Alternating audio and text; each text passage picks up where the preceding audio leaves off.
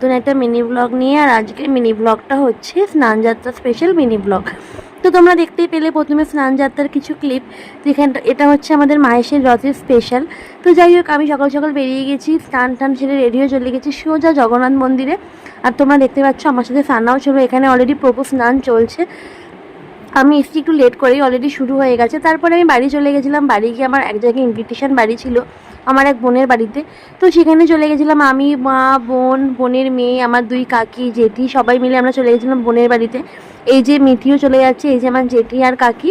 তো ভীষণ রোদ ছিল। তো যাই হোক, তাড়াতাড়ি বোনের বাড়িতে পৌঁছে গেছি। আর দেখো, এই হচ্ছে বোনের ফ্ল্যাট। বোন মানে নতুন বিয়ে হয়েছে, তো তাও 1 বছর হয়ে গেছে। তো পুজো দিয়েছি, তো আজকে সেখানে তার জন্য ভোগের খাওয়া দাওয়ার আয়োজন করেছি। তো প্রথমেই মেনুতে ছিল খিচুড়ি, বেগুনি, একটা ছ্যাঁচড়া, আলুর দম আর চাটনি, পাঁপড়, পায়েস, মিষ্টি, এগুলো তো ছিল। আর আমি এগুলো যেহেতু খাই না, তাই আমি অ্যাভয়েড করেছিলাম। আর মানে ভোগটা, ঠাকুরের ভোগ জাস্ট অসম্ভব খেতে হয়েছিল, দারুণ দারুণ টেস্ট।